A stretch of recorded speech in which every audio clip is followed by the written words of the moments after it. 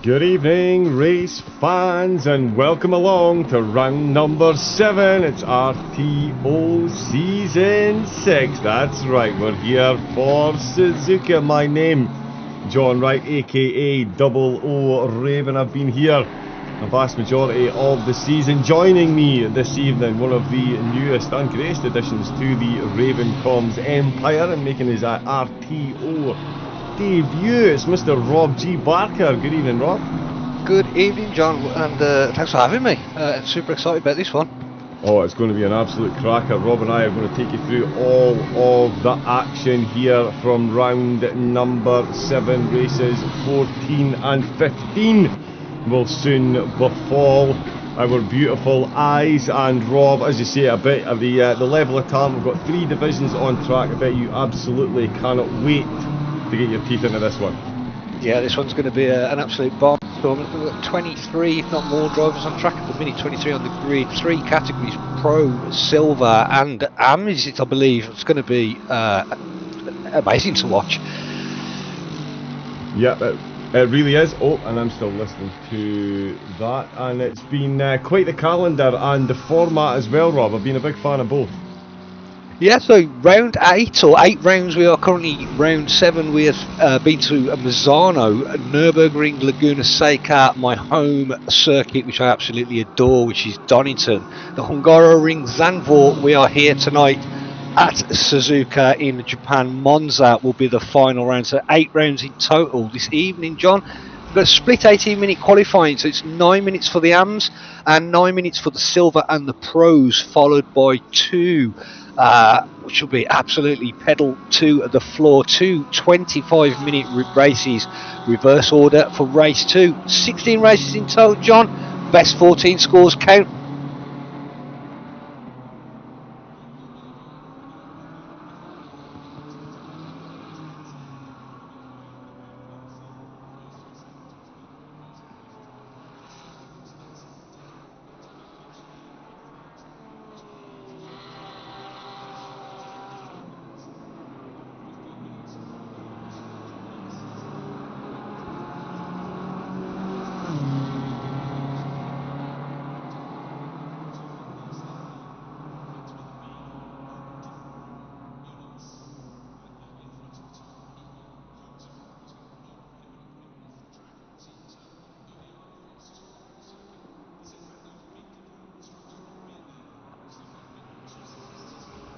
That you may be missing. A lot of progress each day goes a long way. That is Luke Addison-Racing, so make sure you jump over there for all of your setup needs. Here though is the standings that Rob just mentioned. Sitting slightly squint for some reason. Oops. We'll pop that over. Let's just leave that there. It's Luke Southall that is leading the way. The SOP3 had some major dominance at the start of the season, not so much now in the pros. It's Dan Watts up in the second and Peter Brett in third. Sigurd Redzig, he's been on the podium a lot and he's only 2 points behind Peter Brett at the minute. Liam Page in 5th. Jordan Watson, he's won a couple of races. He's in 6th place. Andre Dixon Chen in 7th. It's James Whitaker in 8th. Elliot Simpson in 9th, and Ben Neergaard in 10th position. In the Silvers, it's Paul Sidlowski, Christoph Holzer and Richard Gasson that are leading the way. Sidlowski though with a handsome lead over the rest of the field. Ryan McCord's in 4th despite several trips to the podium, and Marcel Schneepman finds himself in 5th. It's Jort Scheringa, Cormac Quinn and Tom Solis 6th, 7th and 8th. Nick Cooper and Moritz van Koverden rounding out the top 10, although 30 points between Cooper and van Koverden. Looks like van Koverden could be the guardian to the top 10 for the remainder of the season. Guardian at the top of the AMS is the one-man wonder show that is Daniel Zlatnik in that snail liveried Ferrari. A lot of race wins and a 56-point gap over Wesley, Hovenzant, Lawrence, Colin Heselton in 3rd place with Jack Duffy in 4th. David Blythe in 5th. Not many trips to the podium, I don't believe, for David, but 277 points. Alpha Dogmeat in 6th. It's Toby Lowen in 7th. Lucas Latowski no longer in the championship, despite several trips onto the podium. So Craig Winter will be promoted to 8th. Nige Woodcut up to 9th. And Brian Bond will round out the top 10. So Daniel Zlatnik and Paul Sadlowski certainly running away with it in the arms and the silvers. Different story in the pros. Similar story in the pros with Luke Southall. Rob, sorry, completely lost where I was going there, but yeah, Rob, standards. Yeah, the podiums have certainly seen their fair share of drivers. The pro category itself, 8 different podiums, 6 different race winners thus far so far, with 3 of those. Similar story in the silvers, with 12 different drivers on the podium, 5 different race winners. Sadlowski being the biggest of the winners in that category. 7 wins in total for Paul Sadlowski, doing an incredible job thus far. And in the AMS, 9 drivers up on that podium, 6 different race victors, and Daniel Zlatnik winning 5 of them.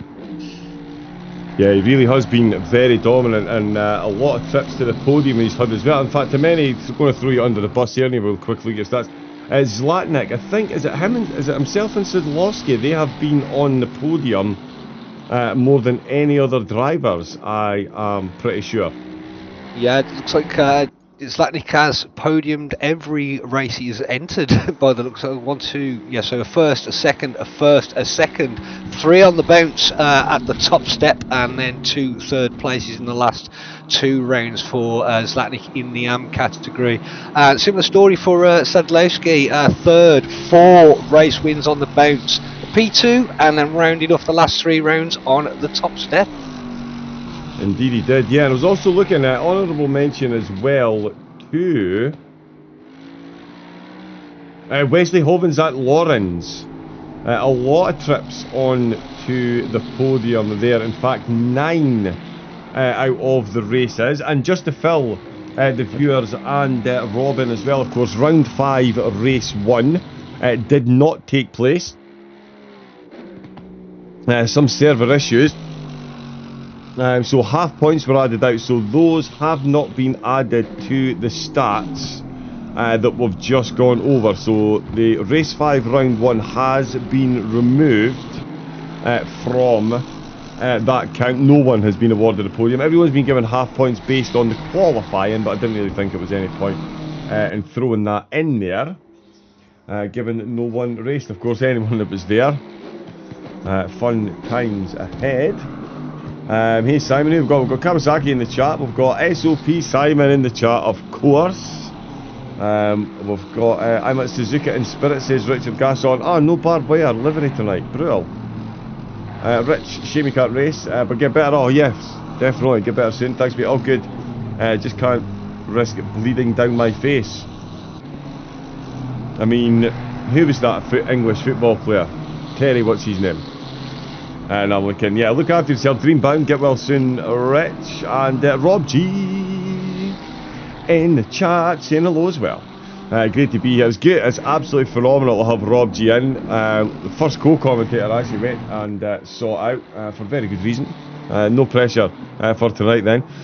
But he does a bit of racing himself. We'll get more into his experience. We're just seeing the drivers setting their out laps at the minute. But Suzuka itself, Rob, it's safe to say that this is absolute different gravy. It's got everything you could possibly want in a racetrack and a little bit more to boot. Yeah, Suzuka is indeed an incredible circuit. One that, John, I don't think we've ever spoke about this, but one that I'm hoping to visit myself next year. So figure of 8, one of very few remaining figure of 8 circuits, 3.6 mile, 5.8 kilometre, pretty much unchanged just before the birth of myself in 1983. It's probably significantly later for you, John. Located in Suzuka, Japan, 18 corners, 8 to the left, 10 to the right, 40 metres of elevation change. Super technical sector 1. Beautiful under the bridge through the Degners, and obviously the backstretch into 130R. Always an exciting part of the circuit. Very much a make or break corner is 130R as well. Yeah, it really is. I'll tell you what else is a make or break corner. Dunlop. Make sure at Dunlop you go left and don't go right like I did, because if you go right it takes you out with the last chicane and you end up going from 2nd place straight to 18th, which is, yeah. That's it's a significantly quicker lap. It's a significantly quicker lap, and I can guarantee that you do lose that extra bit of weight as you squeeze your way through that little gap. I'm all good, guys. Had a cyst removed from my scalp, not major, but it keeps bleeding. Right, okay, well, yep, sit back, rest up, and come back strong for Monza. Richard Gaston, 59.4 was my Merc practice time earlier on an optimum track. Thought the Merc was okay. Leon Seeley's in the chat. Peter Brett fan club in the building. Good evening, Mr. Seeley, how we doing? Good to see you in here. The Mercedes is a proper lemon on here these days, says Dreambound as well. Well, at the moment, Toby, oh well, okay, that, yeah, he's a 2.5 behind. So maybe Toby Lowen would agree. Nice Woodkit's just gone quicker. Daniel, the all-conquering Zlatnik, though. He's out in the lead for the AMS, 201.8. Dreambound. Here's Marcel Schneepman, of course. Number 59 in the silvers. He's in the Merc, so we'll see what sort of times. As Rob mentioned at the start, it is 2 25-minute races. It is a straight shootout in quali. 9 minutes for the AMS, 9 minutes for the silvers and the pros. They go out together. So wherever you qualify, that's where you start. And we've seen this season that AMS have qualified ahead of silvers and silvers have qualified ahead of pros. And why is that now stuck? There we go. In race 2, for the reverse order grid, it doesn't matter where you finish in relation to the other classes, the classes will be regrouped. So all the pros will start at the front, they will then be followed by the silvers, and they will then be followed by the AMS. Doesn't matter where they finish in the race. So if silver does finish ahead of pros, which we've seen this season, and AMS finishing ahead of silvers again, which we've seen, that won't be reflected in the starting grid for race number 2. We are seeing some more times coming in. Duffy bringing the fight in the Aston Martin. Hovens and Lawrence and Heselton high up in the standings, and they are high up in the qualifying at the minute. But still a big gap, but that is that's pretty close there, Rob, as you were pointing out. The track 3.5 miles long, just over 3.5, 900s separating the top 2 in the AMS. And I can tell you, it's been like this all season, and the racing's even closer. Yeah, 9,000th of a second over 3.8 miles is quite the achievement. There's Zlatnik in the 981 Ferrari currently on pole. We're coming towards the end of the qualifying session as well, so Duffy in the Aston Martin there, 9,000th of a second behind. And then we have, oh no, we've just got a change in the order, and it's getting even closer, John, as Heselton in the BMW pops her onto P2, 38,000th of a second. So that's TLK Racing, Colin Helston. What a lap that is. That is a lap, just as we're about to run down the field. I did tell you, some close action. And yes, Latney now 3,800s ahead of Heselton in second. Duffy within a 10th of pole position, and he's third. What was that? Lawrence in fourth. Lawrence in the pits. Nigel Woodkit, who is definitely called Nige. I'm going to keep getting that one right. And Daniel's like, oh, Duffy. Oh, Jenny, you're going to have to start again, because that order has changed at the death of the qualifying session for the AMS. And yeah, a complete reshuffle in the order. That is incredible. Duffy Goes first, and he's still on a lap. He does look like he's having some issues connecting to the server. He does seem to be crabbing ever so slightly. Hopefully that does settle down for him. But that has changed it. Some of the arms are still out on track, and I'll tell you, Hovizat Lawrence, given his position on track at the minute, he could be looking to make an attempt on the front row. So too could Nige Woodcut. He is looking to tap on his teammate's shoulder. Zlatnik's got a 10th in his pocket. He's going to need that because his team... Oh, he's cursed to the commentator that he was 1.4 seconds up there and he's just come into pits. I'm confused.com. Oh, 1.4 seconds up. That would have been enough for P3 at the minute there. John, by the looks of the timing screen, just a 2-second deficit to the front. Would it have been... Yeah, that would have been enough for potentially P. He was definitely going to give Hazelton a run for his money, that's for absolutely sure, and he still had the final chicane. Hovizat Lawrence, of course, the newest addition to Team Snail Esports.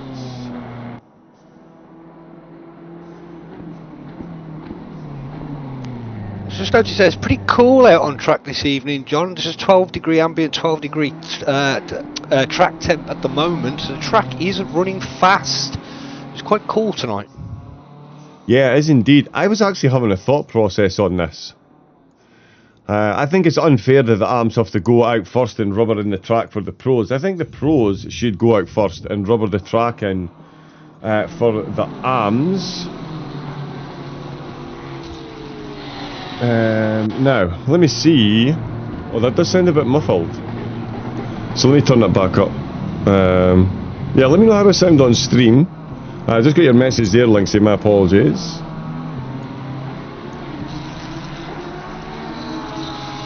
I do have noise cancellation on, but yeah, let me know how that sounds. Where was I going with this one? I was going to the qualifying standings for the arms. The pros and the silvers are out on track.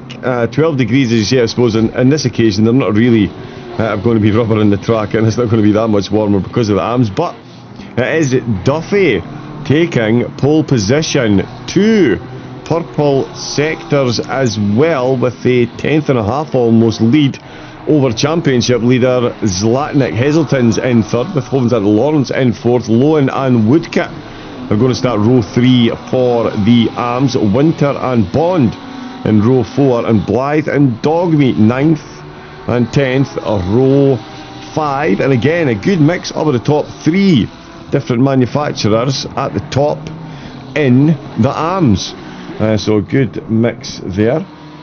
Of course, I've poked a fair bit of fun at Linksy this season about the whole qualifying. Last season, just for context, Rob, it was 8 minutes qualifying, but he thought he would be more generous and extended it to 9 minutes. Oh, that's very kind of Linksy there to give him the extra minute. John, if you just want to check the chat, I think you're getting some feedback on audio, mate. Yeah, some audio feedback in the chat, so if you just have a quick look at that as we jump on board with Holster, the number 60 Lamborghini at the moment, making his way around Spoon Curve in Alpha Sim Sport. So the silver categories and the silver and the pro categories out on track at the moment. We are on board with Christoph Holzer in Alpha Sim Sport number 60, making his way up to the final chicane to the start. And this is going to be a flying lap. So we'll see the first times coming in, see what we can do as rounds the final corner he goes, and across the line. Now, there we go. Wow, straight up. So we have a 1:59.2 for Peter Brett in the SOP Esport Racing number 73 Lamborghini, and Resvik the 124 BMW 3/10 as Whittaker pops the AMG Mercedes into P2, just 1/10 of a second behind pole position. Sedlowski, the top of the drivers in the silver category, P4 for him, P1 in category. Just 6/10 of a second behind that pole position in the pros. Some unreal laps coming in at the moment, John. Yeah, they really are close. Let me know how that sounds. So I'm not going to lie, Linksy, after I reset the PC today and I did all that, when I opened Sonar it would not accept any microphone at all. So, plus my throat is a bit rough because I had a lively conversation before the stream. But yeah, let me know how that is. I've got to set the balance. I can make another couple of adjustments. I'll keep an eye on the chat. But yes, it's yeah, very close. Peter Brett up at the front. He's not even in a Porsche, and he is still absolutely flying. We've seen some phenomenal battles with him and Watson.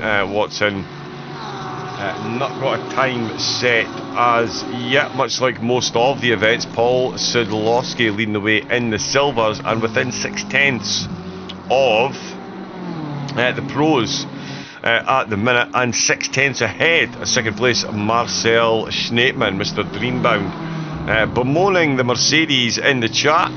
He's on the front row in silvers, can't be that bad. Another week we've seen all the silvers manage to get themselves ahead. Oh no, sorry, Cormac Quinn and Sharinga both need to set times at the moment. So we'll see how those two get on. Just making his way down to 130R now. The number 20, currently 24th to 190, number 190 AMG Mercedes. Up to Casino, hard on the brakes as we jump on board. Oh, the sunset in the distance looking absolutely stunning. Around the last but one corner, the right hander, here we go. Foot to the floor, through third, through fourth. Under the Pirelli bridge we go, and over the timing line for a 202.0. Yeah, enough for P18 at the moment, John. Yeah, P18 at the minute. Put some currently last Sharinga set a time as well. Yeah, Linksy, it is, you're right, it's so bizarre because what we did today had zero to do with audio. Absolutely nothing at all. It was all graphics based. And yeah, Sonar decided to chip in. It wouldn't accept the Sonar mic, it wouldn't accept this mic. A few restarts later it did. It's audio, Linksy. Hands up any streamer out there that loves audio.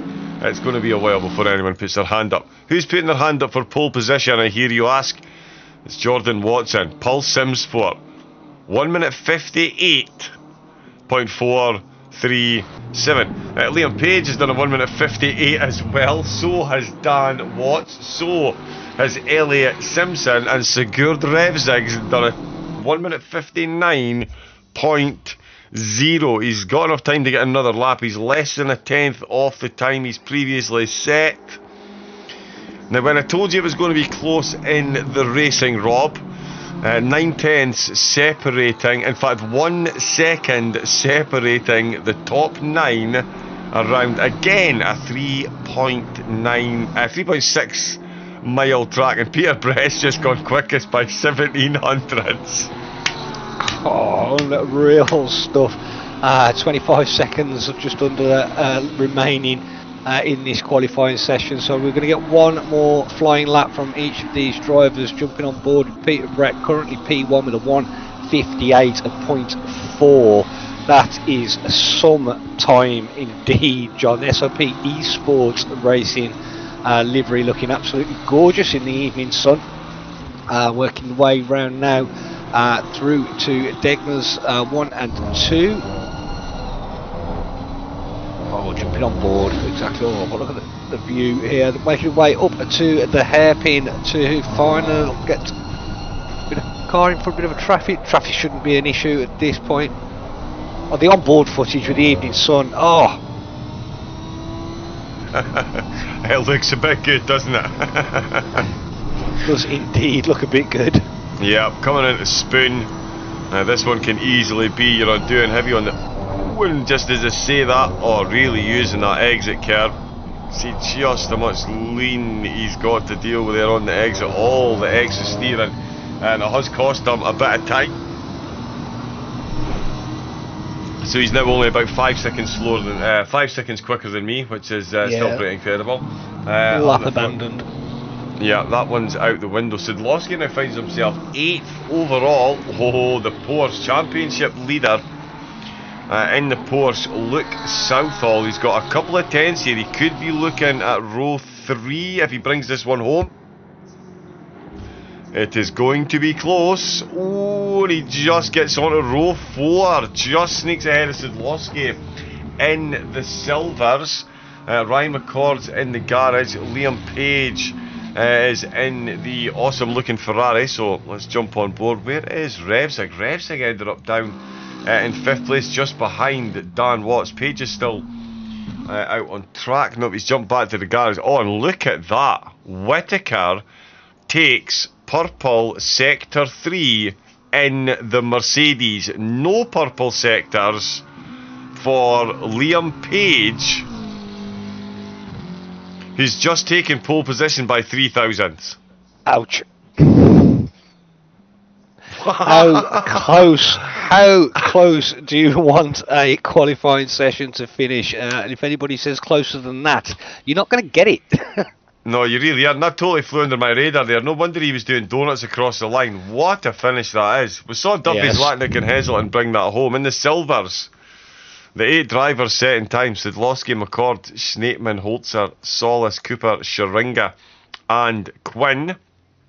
And overall, Liam Page and Peter Brett separated by 3 thousandths. And to rub salt into the wound, Liam Page didn't even have the decency to take a purple sector.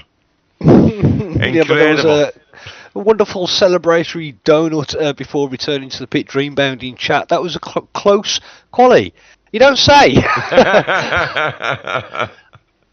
Oh, mass understatement there. I was just looking there. Cormac Quinn settling in amongst the arms for the start of this one. All the silvers settling together, starting in 9th. But between the pros, 8 tenths of a second, 8 tenths separating 8 drivers, and the top 3 are separated by 200ths, less than a quarter of a tenth of a second. Yeah, absolutely incredible stuff, that, John. That is probably one of the closest qualifying sessions I have seen in quite some time. Especially over a track this length. I mean, this isn't Bathurst. This isn't Brands Hatch or Laguna Seca, where we're lapping in the low 1 minute 20s. This is, yeah, serious stuff. We've got 40 seconds until the race starts. It's round number 7 of RTO season number 6. Of course, sponsored by Luke Addison. Luke Addison setups. Where is... I've got too many windows open. Sorry, let me just sort all this out. There we go. Trying to read too many things, but there we go. Yes, Luke Addison. It's a racing platform where you can develop further as a sim racer in Assetto Corsa Competizione through setups and coaching. Remember, a little progress each day adds up to big results. So get yourself over to lukeaddisonracing.com and get yourself, and yeah, I can personally testify the Ferrari 296 setups are absolutely incredible. Watkins Glen and Silverstone, I've had done some of my best driving with those setups by absolutely mile. Massively recommended. And yeah, I do absolutely love the fact that I get to wax lyrical about a sponsor whose product I've used, wholeheartedly used, and had some good laps.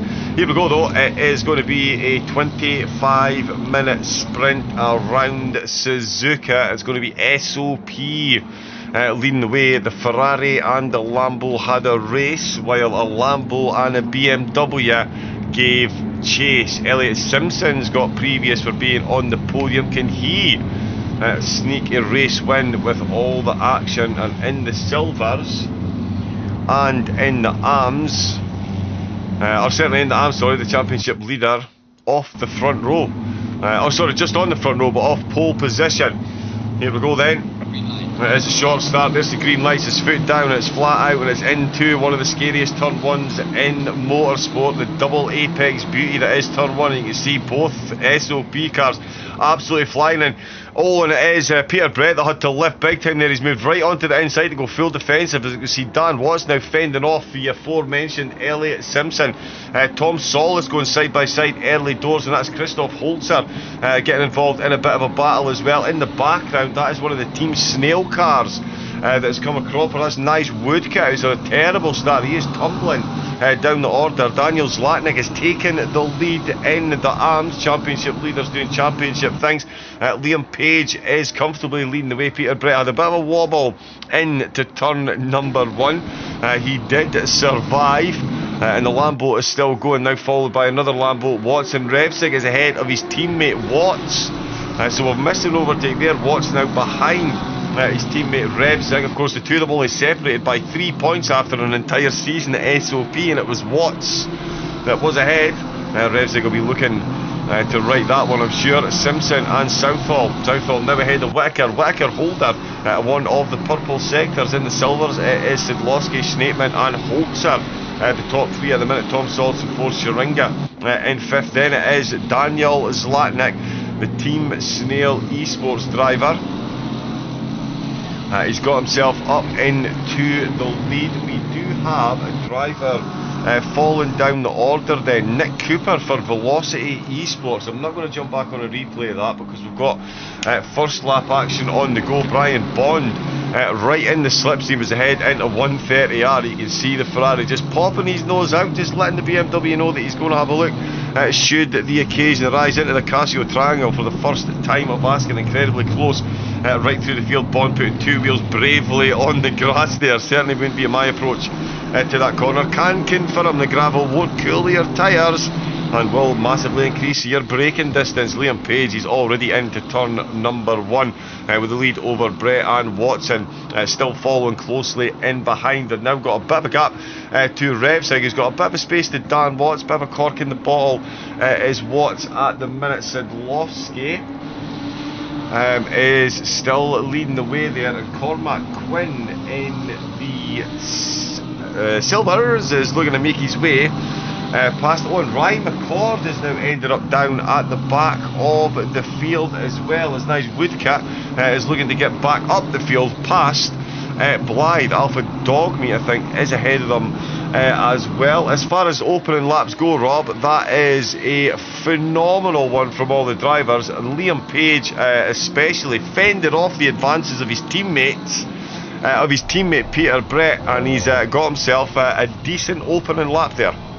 Yeah, lap 1. I was concerned ever so slightly at the start there that the SOP teammates would take each other out, but no harm done. The position swap. Luke Page now 7/10, nearly 8/10 of a second to the good over teammate Brett at the moment in the silver. Sidlowski pulling a little bit of a comfortable gap. I wouldn't say comfortable, but pulling a little bit of a gap over the current P2, P10 overall. 2 drivers unfortunately did drop back. I'm not sure if there was an incident on track, but the 2 drivers you aforementioned falling back started from the pits.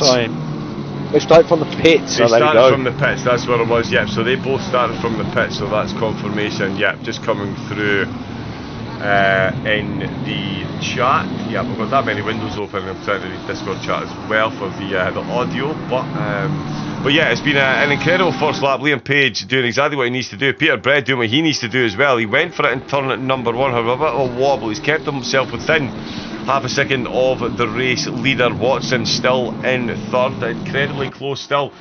We've seen all season Paul Sidlowski has certainly given the pros pause for thought. Oh, and in fact he's been overtaken by Marcel Schneepman. Yes, indeed, yeah. I didn't see that happen on track, but the position has swapped in the silvers there, John, and the silvers and the AMs have sorted themselves out.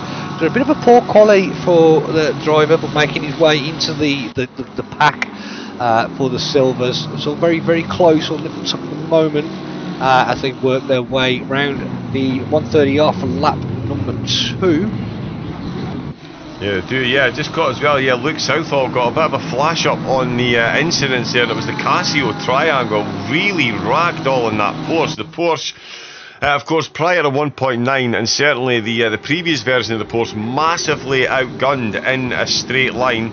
The newer version of the Porsche, there were certainly claims that it was a bit better in a straight line. It is a bit better in a straight line, but we can just see there James Whittaker's Mercedes walking past the Porsche like he is standing still. And that Porsche... Oh no! There's a drive-through penalty for Whittaker, John. Oh yeah, Whittaker, James Whittaker, RTO drive-through penalty. Pending penalty has been cleared. So what happens in this league, Rob, if there is...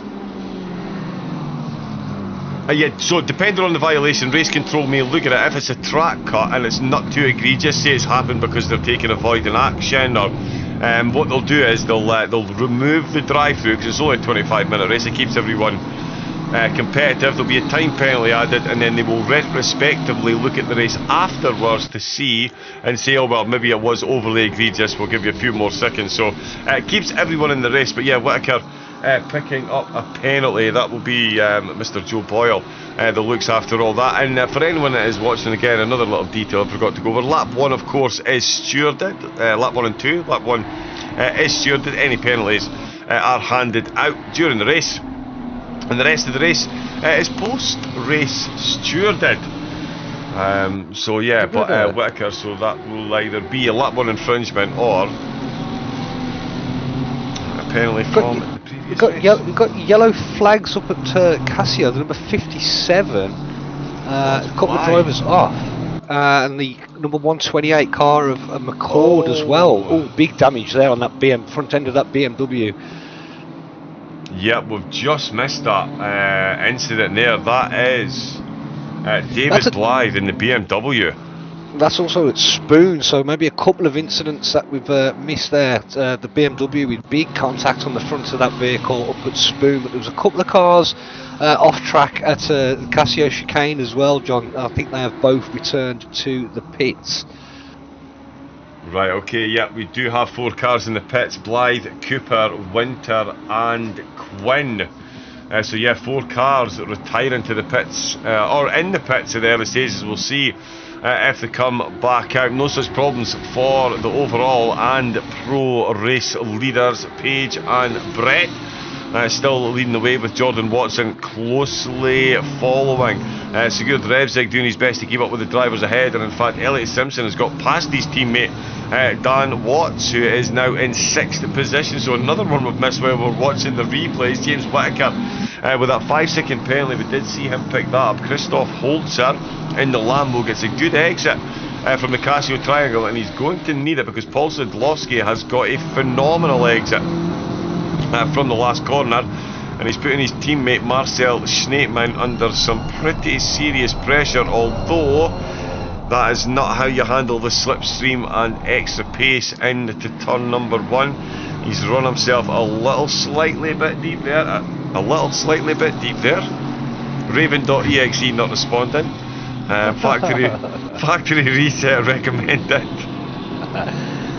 Page out in front now with the new fastest lap of the race as well. He's absolutely starting. Well, he's putting his foot down now. 0.8 of a second lead over teammate Brett in the 73 Lambo. It's still very close though for the top 3. Obviously the qualifying session, just 0.02 of a second between P1 and P2, and that has continued to the race because they've pulled a 3.6 second lead over Refsvig in the BMW, currently P4 overall, P4 in the pro category as well. It's heating up. We've got just over 15 minutes, so 10 minutes through race number 1. It is drawing into the evening, and the sunlight is getting lower lap by lap. We've got another penalty issued as well for the 128 in the pits, which is McCord. Yeah, McCord RTO Racing has picked up a 5-second penalty, and I assume that will be a stewarded penalty applied. So maybe the incident there into the Casio chicane was a bit of a mishap for the BMW driver there. Yeah, could well have been in the arms. Duffy, who had showed some really good pace in qualifying, as we saw, now currently finds himself in 4th place behind Hommins and Lawrence, who does love to get himself on the podium. He got a special mention, as I say, in the... Oh, and that's Duffy. He has completely missed his brakes here. I'm not sure if he got himself ever so slightly close. Well, won't see his steering input, his brake input from there. I was actually going to touch on this in a moment. We'll maybe need to get to it sooner rather than later, but the extra pace you can carry in the corners from the slipstream. Look at the sun. Oh, that was a bit later on the brakes. So he carried a lot of pace through there. Oh, he's bailed out of it. Fair play. That was a definite collision inbound, so he's opted to put it in the wall rather than into the back of another driver, which gains my big respect from me, John. 100%. I could not agree more. I'd rather, what is it they say? Bennett or... Win or bin it, try. Yeah, I'd rather bin my own car than ruin someone else's race, I think, is what we're getting at with that one. I think we all know that anyway. We've got into the hairpin, the battle for the podium in the arms, in the silver, sorry, is heating up. It is Marcel Schneemann who's still leading the race. Sedlowski and Holzer, though, within a second as they head into Spoon on lap number 5. Almost the same gap that's separating the podium in the pros, as Watson picks up the fastest lap of the race and tears his way into 1:30. Oh, and that's a bit too much pace again. The slipstream catching him out ever so slightly, and that's a big wiggle on the exit there. I'm sure he got more than just a bit of a fright. Let's have a look at this one again. So really using all of that exit curve, gets onto the back stretch. And you can see he's definitely getting... Is he close enough? He's just getting a bit of slipstream, or is he just in the dirty air? But as he pulls into 1:30, really carrying as much... Oh, cameraman, what are you doing? Oh, yeah, just had that little bit of wiggle. Manages to just put 2 wheels out on the gravel, right out at the edge of the runoff area. But not only does he manage to hold it, he manages to get closer to the Lamborghini ahead of him. So I can only surmise that Brett's made a slight mistake. Whittaker and Southall still having a battle, and in fact Whittaker has just gotten an overtake done there. The Mercedes and the Porsche, the 2 German manufacturers, battling it out in Japan. And there seems to be a bit of a stalemate between these two at the minute, Rob. The Porsche not able to get it done in a straight line, but certainly through the twistier sections the Porsche is maintaining it. But as we see here on the start-finish straight, more than likely the Porsche about to get once again outgunned by the monster engine in the front of that Mercedes. Yeah, the Mercedes getting far better, well, not like the far better the exit, but the power down the straight is really putting the Porsche under a lot of pressure into turn 1, getting that move done. Look, pretty easy move, to be fair, with the exit and the speed being carried into the first corner. Easy move, nice and clean job done. Indeed it is, yep. Again, on that straight, the Mercedes getting it done, and he's actually held it through the lap this time. Let's see what Jordan Watson's saying up at the front of the field. He's saying, I want at least 2nd place. He's got Peter Brett up ahead of him. These two have had some incredible battles so far this season, and just over the halfway mark into this race, we're about to see another one fully ignite as Jordan Watson gets an incredible exit out of the last corner. He's going to go to the full extreme outside line as Liam Page over his rear spoiler.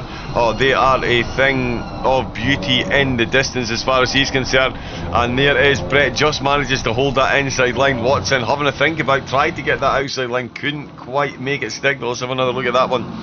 The battle along the straight, and you can see it's Watson. In fact, let's go helicam. You can see just outside that by side the R. So Watson really getting an incredible exit there. Early doors, he jumps out of the slipstream. Slipstream not required to hang with Brett in the Lambo on the inside line.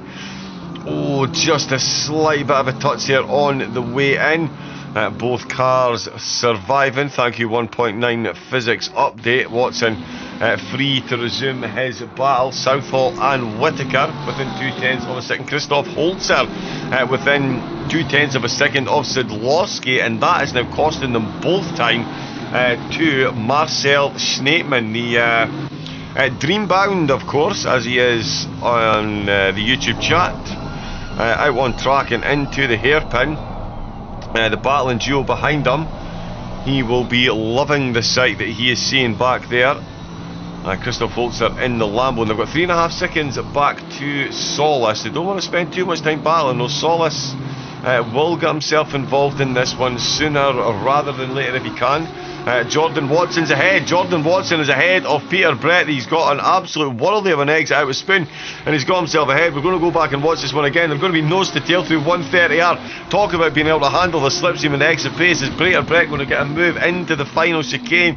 He is not. Jordan Watson comes out on top in the battle of the Lamborghinis. Here they go into the hairpin. So into the hairpin, he opens up the corner slightly more than Brett does. In the foreground there we can see Liam Page, so all as you were to, well, gets a decent exit there. So yeah, so I think someone's gone in Spoon. So we'll get a look and see. Peter Brett, and no, we want Jordan Watson's car, please, thank you very much. In fact, let's keep an eye on Brett. I'm wondering, has he made a mistake? Has he run deep? Oh yep, he's had the slightest wiggle on the exit of Spoon there. The two of them go side by side, and the Lambo wins the drag race. Talk about fine margins, Rob. We had 200s separating some of these drivers in quali. That is the most minutest of wiggles that Peter Brett has just had in the Lambo, and Jordan Watson, he's out of here. Yeah, how's your nerve, ladies and gentlemen? He wasn't even a yard off the apex. He just got a little bit, like you said, just got a little bit of a wiggle on, which gave Watson the far superior exit out of Spoon down towards 130R, pretty much side by side. And oh, take your hats off, ladies and gentlemen, that was close. That was incredible racing. Just like the quali, the racing on track, living up to the hype and expectation. Nice Woodcut trying to get his way past Toby Lowens, another driver who had some good pace in quali. We've got Christoph Holzer in 11th place, still in the Lambo, still hunting down that potential race win. The top three in the silvers separated by a second. John, Watson has picked up a 5-second penalty. Oh, Peter Brett's picked up, he's facing the wrong way around. Peter Brett's facing the wrong way on the exit to 130R. Talk us through this, Rob. Let's have a look at the replay. There's a BMW getting out of the way, and we're on board now with Peter Brett. Yeah, so through, it's got a little bit of a wiggle, so that's just out of Spoon. They're making their way down to 130R now. What's happening here? The closing speed seems to be, there they go, flicks her into the left hand corner, all looking nice and oh no, just on the exit of 130R. The Astro, just the car did not did not want to give him the grip that he needed. The line didn't look all that bad, John, so I'm not sure what's happened there, but 5 seconds to Watson, that one is unexplained at the moment. I haven't seen anything in particular to cause that penalty. So popped up at the screen that he got a drive-through for track limits, so that is another one I believe has been changed by the stewards, so that'll be a 5-second penalty for the moment, and that'll be addressed again, like you say, after the race. Oh, that's big shake up the front then for the pros. Page out in front now with a decent lead over Watson, who does remain in P2 for the moment, but 5-second penalty over his head. Resting now in P3 as Brett is all the way back down in P8, last in the pros. That's super unfortunate for the SOP Esport Racing driver, the number 73 Lamborghini, find himself back in P8. I was just about to say before Brett had that unfortunate incident, there's a very similar story brewing in all three categories at the minute. That is the leader of each category respectively seem to be pulling a little bit of a gap, because P2s and P3s in all categories are very close at the moment. Which is giving the leader, I think, a bit of breathing space to pull away from the battle. That story is still true. For the silvers and the AMs, John Zlatnik in 11 seconds to the good, but the P3 and P2 and P3 still very close, just a 7/10 of a second, and a very similar story in the silvers as well. Yeah, but just as we're saying that, actually, Heslin's now got to back within a second. What was that, Lawrence? Certainly having fun with the back of his BMW. Those tyres lighting up a lot more often, and I'm sure he would be keen for them to do so. Definitely doesn't want to do it through 130R. The Lambo of Peter Brett will testify to that one. Yeah, in the chat just mentioned Brett just losing ever so slightly in the draft. The line looked good. But that extra pace, it really can be very deceiving, especially along a straight as long as that one. Paul Sidlowski is close to back within half a second.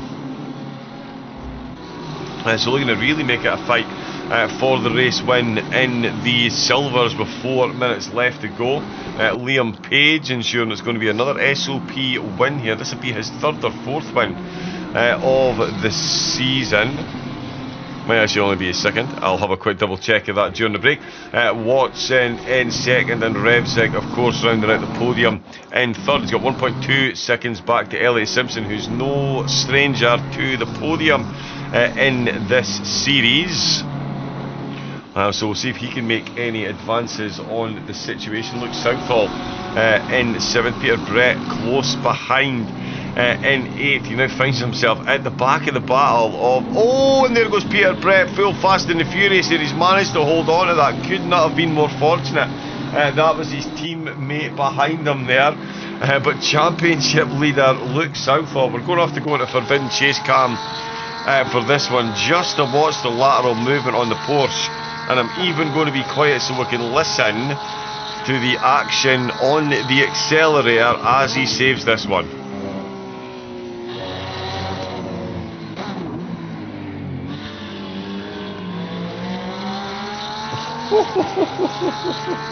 Yeah, seemed to let go on the downshift there, the drop in the box. That rear end just saying no thank you sir, but well held. Yeah, that really was well held indeed. Peter Brett managed to save that. Oh, motion blur. I wondered why the picture looked a bit... Yeah, my apologies, I'll need to remember to switch that off. Sorry, I was testing that. My apologies. You know what, I'll switch it off. It looks terrible. I wondered why. I was getting some fragmentation. But there we go. Linksay, the Eagle Eye. Unfortunately, we don't have any trackside footage of him today, but he's been out in force. There will be some Suzuka shots next week. We'll get that sorted out. We've got Jordan Watson, 5-second penalty, and he has got 6 seconds to Revzig. Yeah, pulled a few tenths of a lap last time round over Revzig. The gap was only 5 point. I think it was as little as 5.5. Now 6.1 to the good, and the gap seems to be closing down to P1. And it was a little bit too late. I think Page is managing the pace out in front at the moment with that 5-second penalty. Don't think you'll see much changing going on there, but yeah. 1 minute 30 on the clock, John. I think they go round for the last but one time. I think this will be this be the last lap of the race? It will do, won't it? Or the next one round? We shall see, actually. Sorry, yeah, just typing away in the chat. Liam Page will come out the last corner, and he is, wow, incredibly close to Watson. This will be the last lap, and it's going to be a battle for the race win. That is incredible. Oh, and there is a scrap going on for the AM lead as well. Look at that, 1 second still separating the top 3 in the AMs, but we've got half a second separating the top 2 in the pros, as Jordan Watson really has found a whole lot of pace in the closing stages. There we go, Linksay's twigged. Hopefully it does look good. If it does look washed out with that, let me know, and I can change it for race 2, because I need to back out the game to get the new server. I've got half a second separating the drivers. At the top there is Zlatnik. He's actually caught up to Sharinga. No, that's Blythe. In the background, we can see Heselton and Hovens and Lawrence are nose to tail, and Duffy getting involved in this one as well. It's going to be a three-way battle for 2 to 3 podium positions unless Latnick can keep himself out of trouble. Oh, the BMW, his teammate looks like he's gone up the inside. It's Heselton that just hangs on to it out of the anti-ban cars. Oh, there's a bit of contact. It's going to put 2 wheels on the gravel. It's going to bring Duffy and the Aston Martin as they head up towards Dunlop. Oh, that's a lot of curve action there. The Aston Martin backing out of that one. Didn't want to inadvertently get collected. Oh, Jordan Watson throwing it into Spoon there, trying to do everything he can to catch up, really getting the foot down early and running ever so slightly wide. That lateral movement there could be the difference between first and second, and I'm going to guesstimate that that is exactly what it is, and it is indeed. 13 laps for Liam Page, 13 laps led. Turn 1, it was close, and it's going to be close out of the last corner, but it is going to be Liam Page in the SOP Esports Ferrari, and it takes a very well deserved checkered flag. Jordan Watson's going to take second place and the fastest lap in Revsig of the secured variety, bringing home the RTO BMW. In third place, Elliot Simpson for Velocity Esports in fourth. Dan Watts gets himself fifth. James Wicker with a 5-second penalty. He's going to cross the line in sixth, but finish in seventh with Southall leading home. Brett in the silver, Snapeman and Sidlowski and Holzer rounding out the top 3. And in the arms, Zlatnik is going to bring it across the line to win it. Heselton, Hovens and Lawrence and Jack Duffy still having a ding-dong battle out of the final corner, but it is going to be Heselton that brings home second place. There is Zlatnik, there is Heselton, there's Hovens and Lawrence. A second separating them. There is a full spin from Zlatnik. Oh, and a BMW into the wall. They're all going wild. Nigel Woodka in the Team Snail Esports Aston Martin. It's definitely not a Ferrari, as I kept calling it a few weeks ago at Donington. Gets himself fourth place. That, Rob, was quite the race. But Liam Page, Marcel Snapeman and Daniel Zlatnik all bringing home the top spots. Yeah, unbelievable first race of the evening. 25 minutes done, 13 laps completed. Page with a phenomenal drive, got it done early on and never looked back. Forwards, forward vision throughout. Unfortunate for Brett with the incident down at 130R. That put him towards the back of the pros. But yeah, unreal racing, some fantastic stuff, fantastic drives up and down the grid as we look at our overall standings. Zlatnik taking P1, the Ferrari, the 981 Ferrari Helston, and Hovens 8 Lawrence rounding up at the final podium spot. In the AMS, and into the silvers, Schneithman 59 Mercedes AMG will take P1, Sadlowski P2, and Holzer in P3, taking that last of the podium spots. And then obviously over to the pros. Indeed, yeah, in the pros. Make that 1, 2, 3, 4. Yeah, in the pros, it was Liam Page, Jordan Watson, and Sigurd Revzig bringing home those podium spots. Some incredible racing out there, as we expected, given how close it was in quali. Absolutely not disappointing. Of course, the Luke Addison sponsored RTO Season 6, a little progress each day adds up to big results. Get yourself over to lukeaddison-racing.com and get yourself booked up for some coaching, and you can buy yourself setups as well in bundles and in packs. All the good cars are there, including the Ferrari 296 again. Cannot recommend that one anywhere near enough. It is absolutely, yeah, an incredible car, an incredible setup. Where is what I'm looking for? There we go. So I will bring up the highlights as we get ready for race number 2, Rob. Yeah, I was going to say, John, ladies and gentlemen, if you thought that was a good race and we were about to round up the stream and tonight's event, you'd be wrong.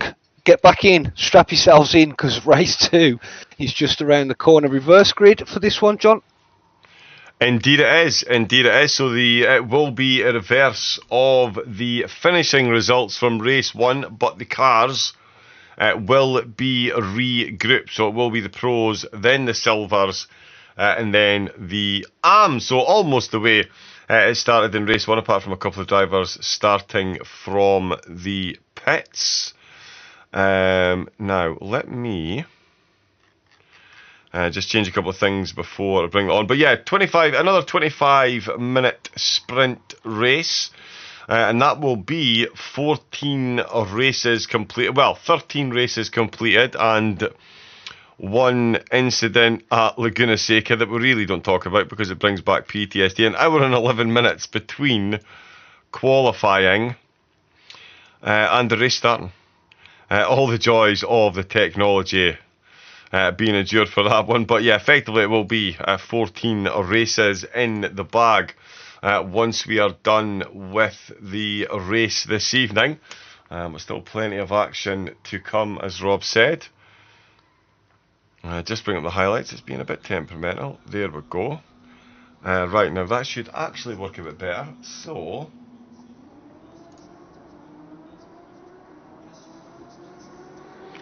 yes, indeed. There we are.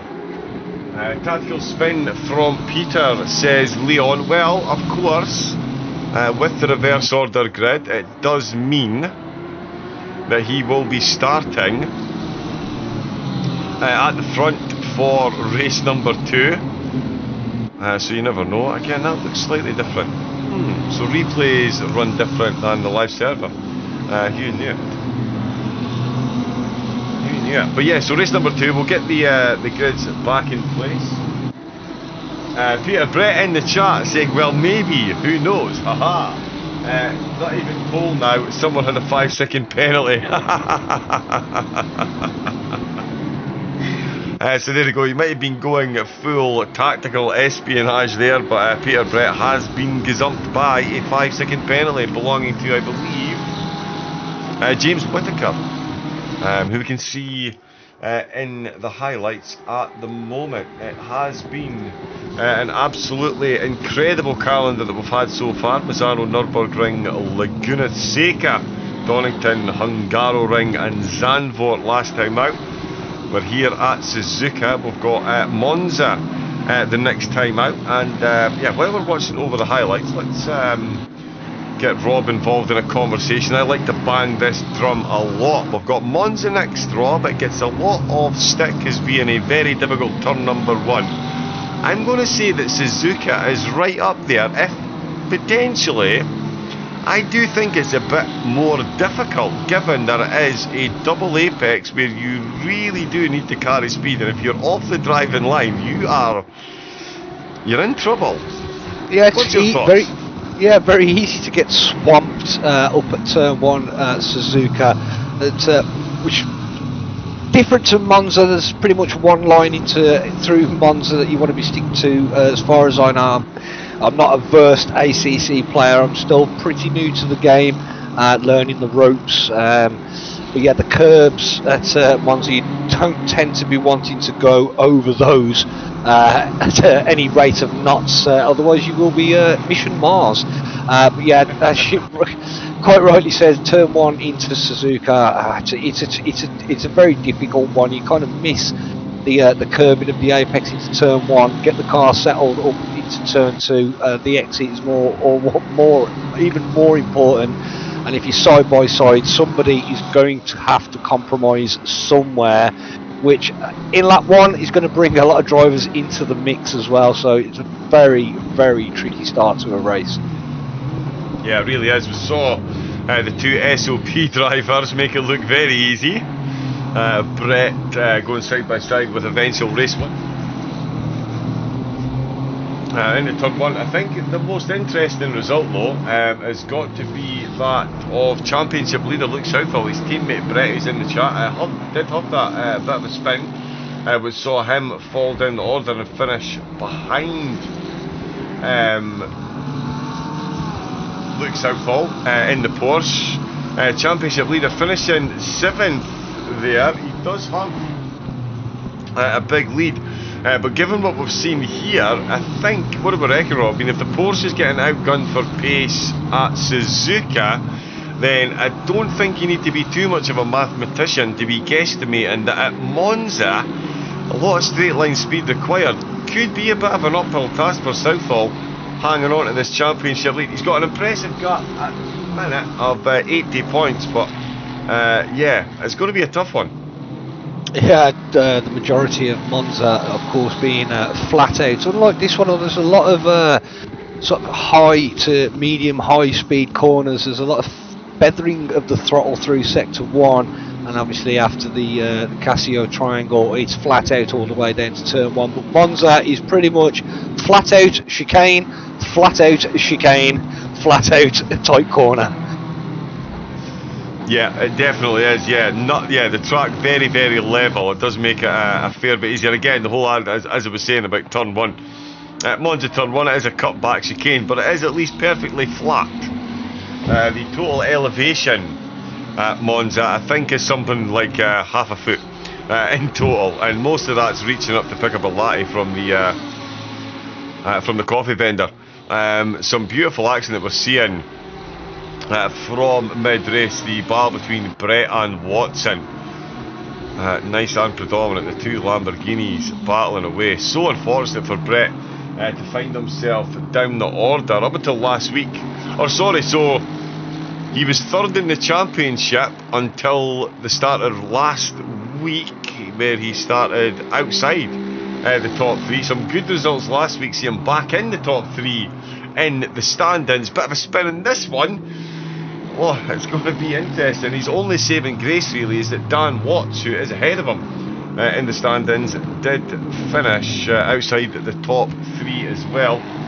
Sidlowski doing everything that he needs to do to continue his charge, and certainly Daniel Zlatnik in that Ferrari is absolutely flying. McFriedlich is in the chat. Is that Christoph Holzer? And DGM is in the chat. I get the feeling that Mr. Rob G. Barker has been sharing the link to the stream, Mr. Barker.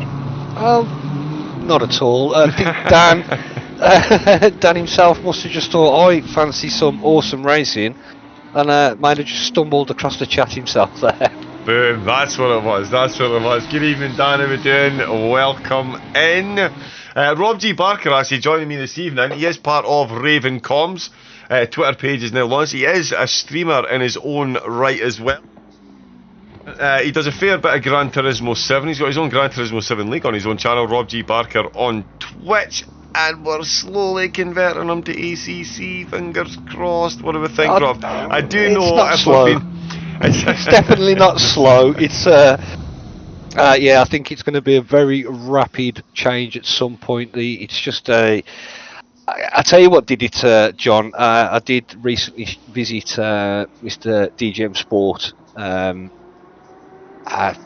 just a couple of weeks back. And obviously he's a big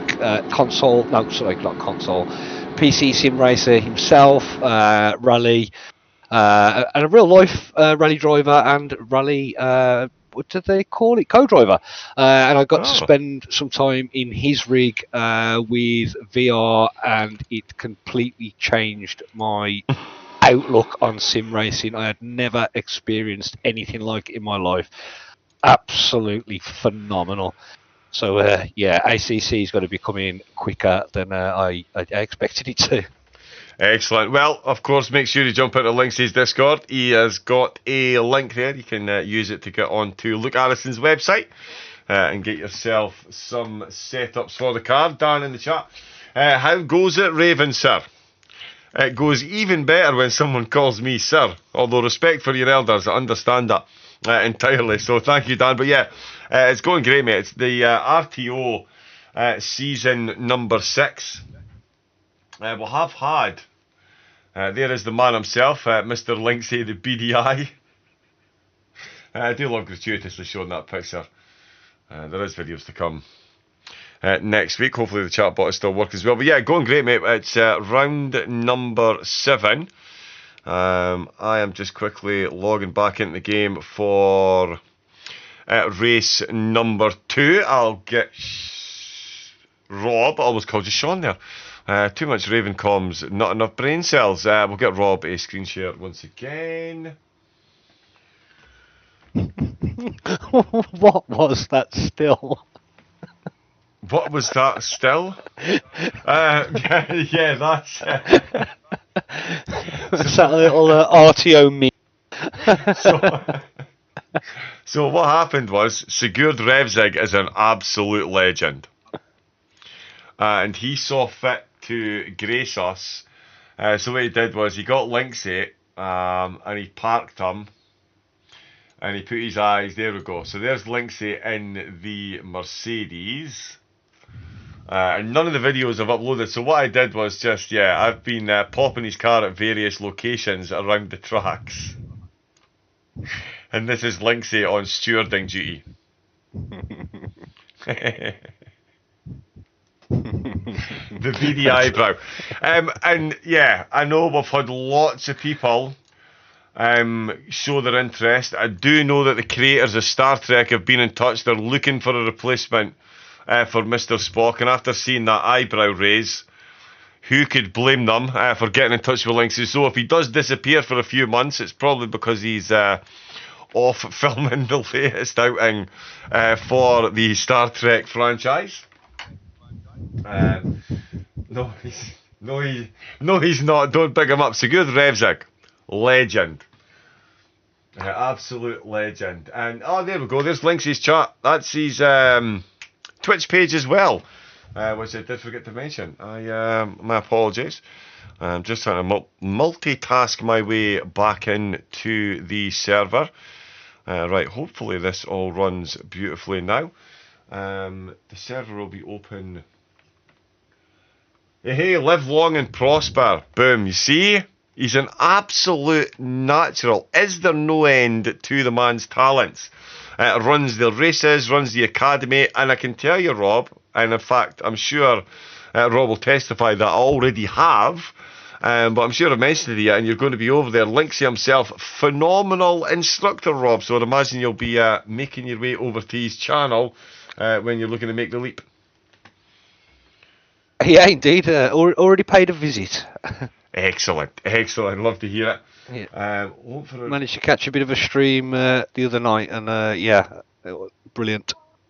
Is the server quite on? Yeah, I'm just about to share this again for you, but I've had to stop and start. Sometimes we'll have problems with telemetry crossover. So I'm back right out of the game. So there we go. Let's get you hooked back up again. Excellent. And I'm just very quickly going to jump in and see if I can grab myself the race 2. There we go. The server should be in. We'll get some of the drivers. Oh no, it's not quite live. It's not quite live at the moment. Linksay back on Sunday night on his Twitch channel.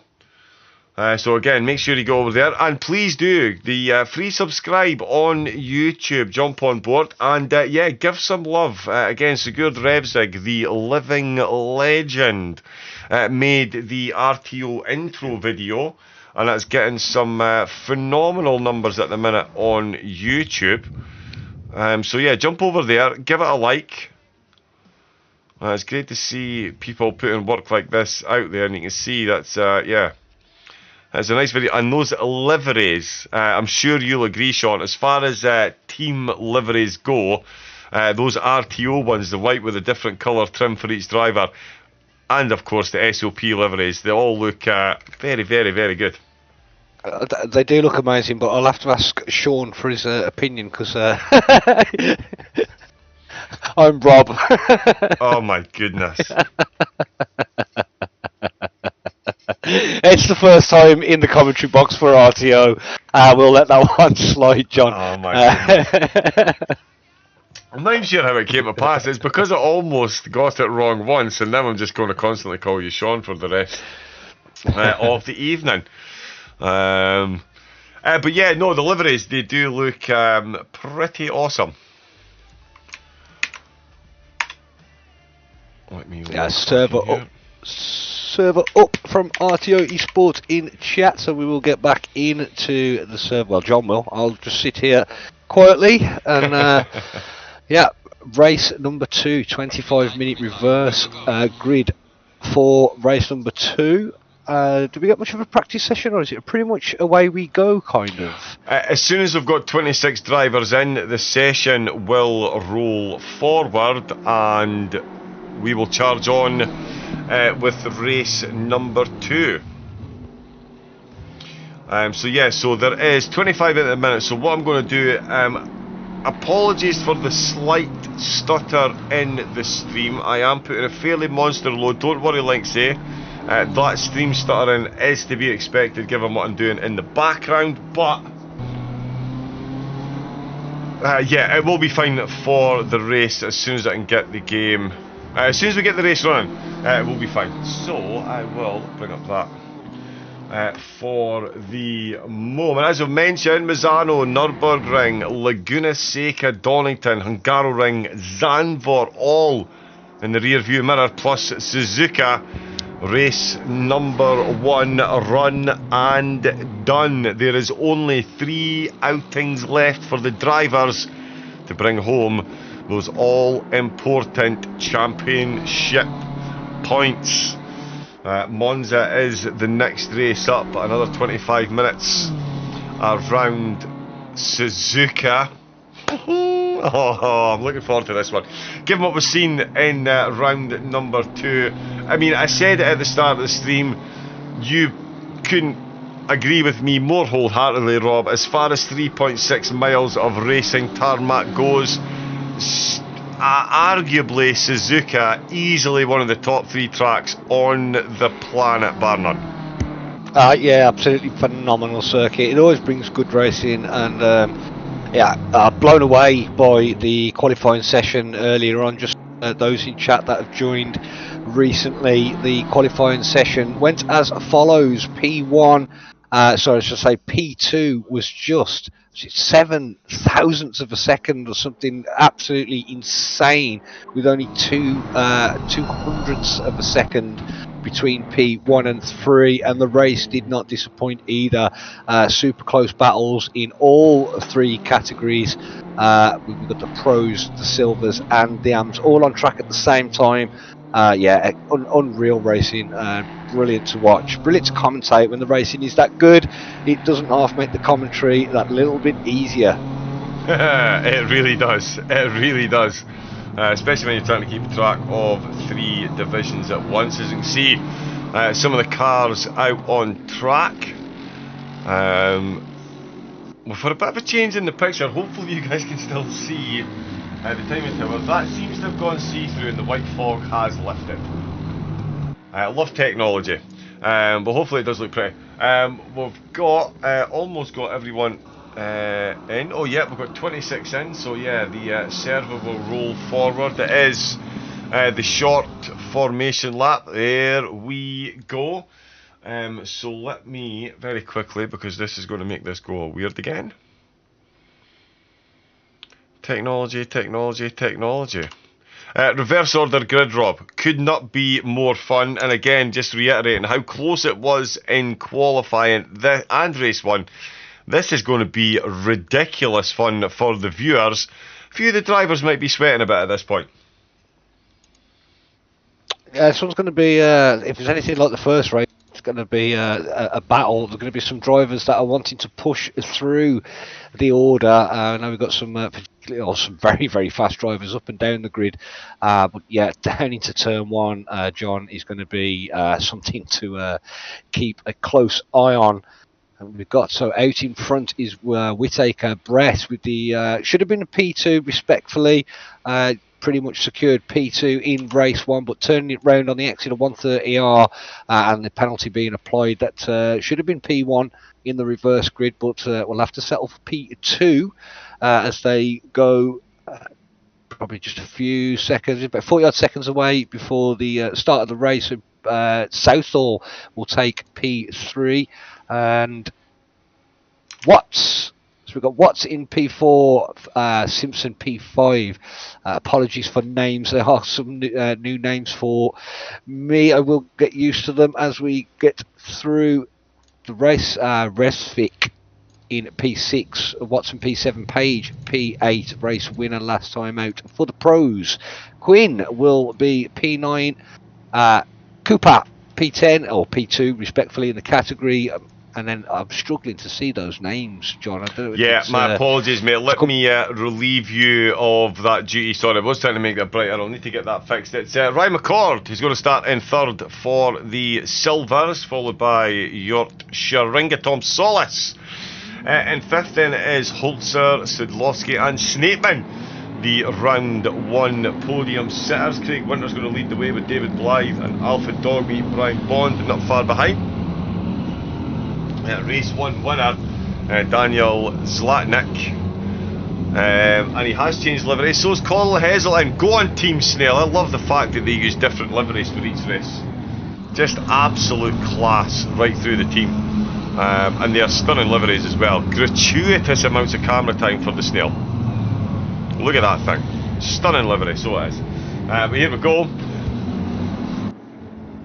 And again, just to reiterate, driving on this game is one thing. Making liveries on this game is an entirely different kettle of fish. We have 26. And I've got 2 excited commentators.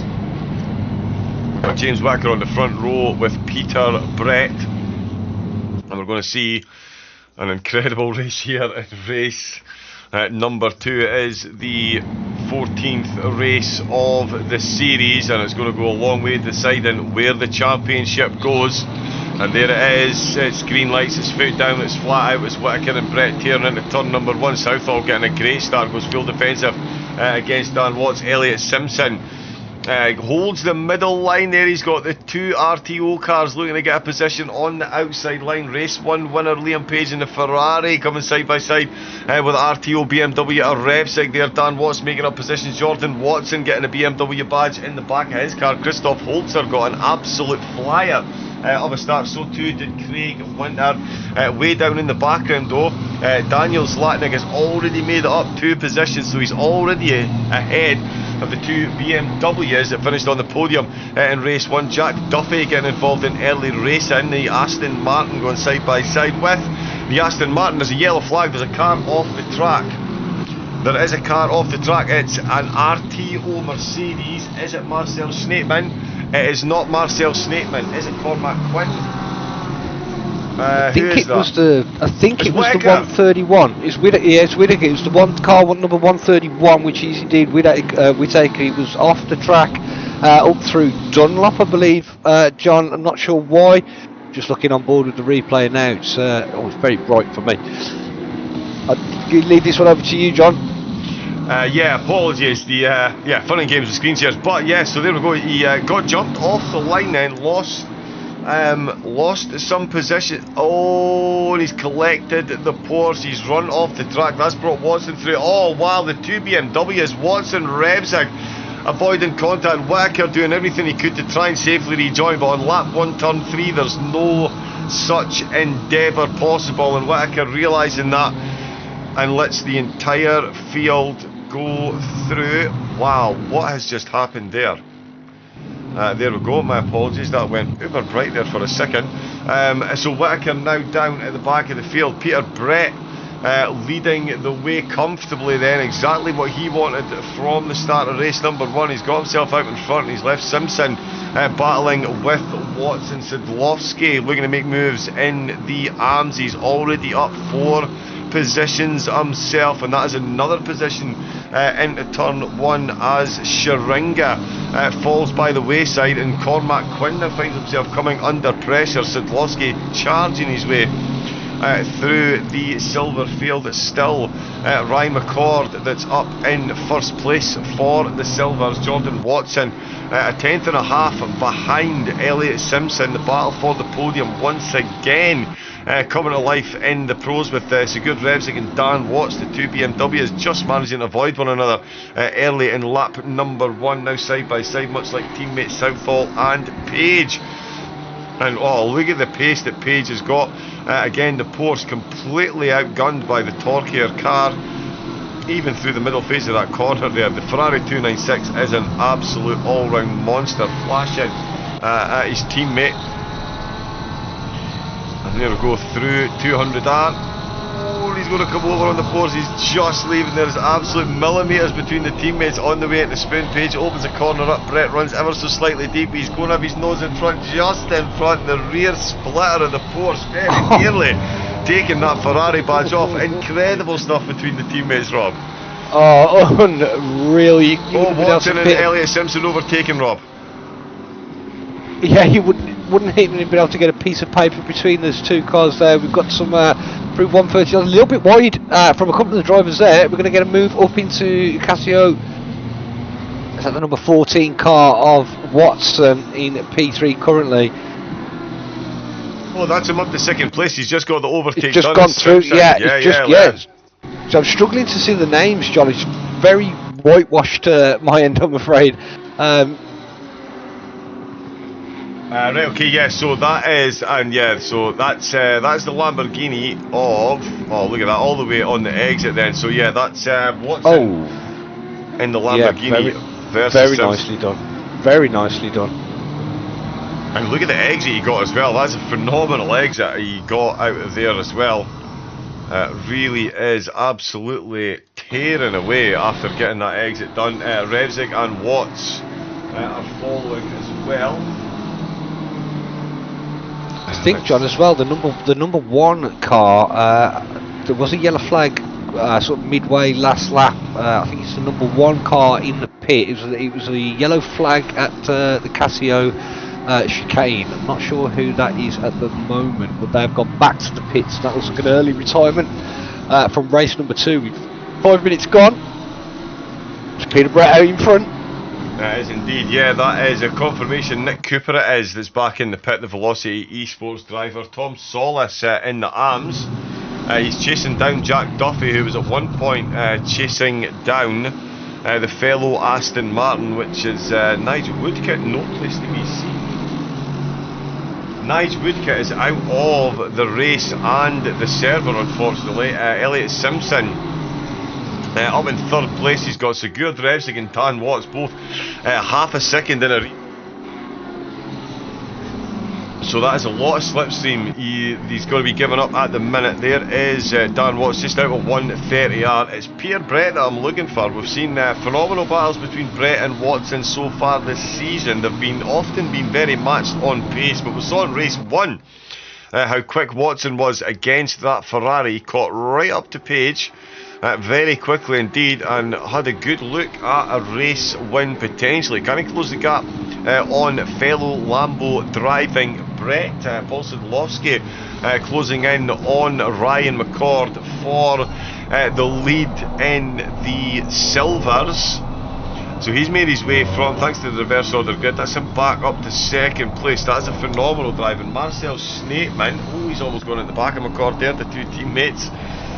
Getting very, very, very close. Whittaker all over the back of Blythe, the pro driver, trying to get his way back through the grid. Blythe leading the way, and yeah, he'll be enjoying being up at the front after we saw that big contact in race number 1. Massive damage to the bonnet, unable to keep up with the pack after coming into the pits. Hobbins and Lawrence, another one of the drivers he was one of the drivers on the podium in race number 1, looking to get his way back there. Currently in 4th position Heselton, podium race 1. 5th position Zlatnik, currently there was Craig Winter is out the race.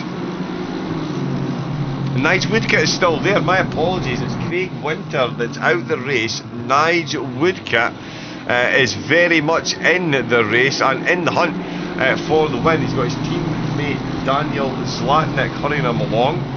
Toby Lowen in the Mercedes parked right in the middle of the two of them. Oh, and he's just put two wheels on the grass, and that is the easiest move that Daniel Zlatnik is going to make all season long. Woodcock floundering a bit there, and sorry, that was Hovens and Lawrence in the Team Snail BMW. So the Mercedes out with the decking is in fact in the background. Look at the move there by Tom Solis in the Ferrari.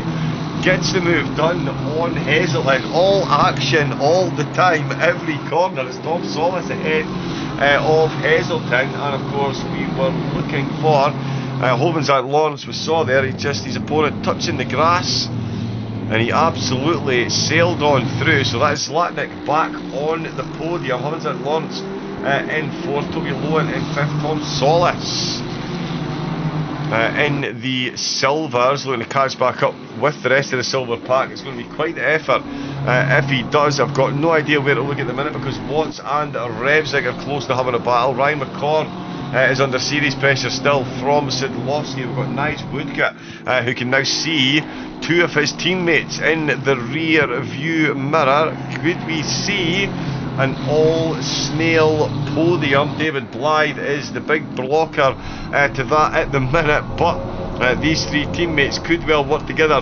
What a start. Rob G. Barker's in the commentary box as well. Rob, what a start this has been to race 2. We love Suzuka. Oh, Suzuka's incredible, but hats off to the drivers as well. Look, 10 minutes into this race and it feels like 30 seconds have surpassed with all the action that we've seen so far. Yeah, as you said, rightly said, Snail team working together at the moment. They are pushing forward. Blythe, Woodcock and Zlatnik out in front in that category at the moment. Top of the pack, we have Brett at the top of the pack, I believe. I'm just really struggling to see the names, John, I'm afraid.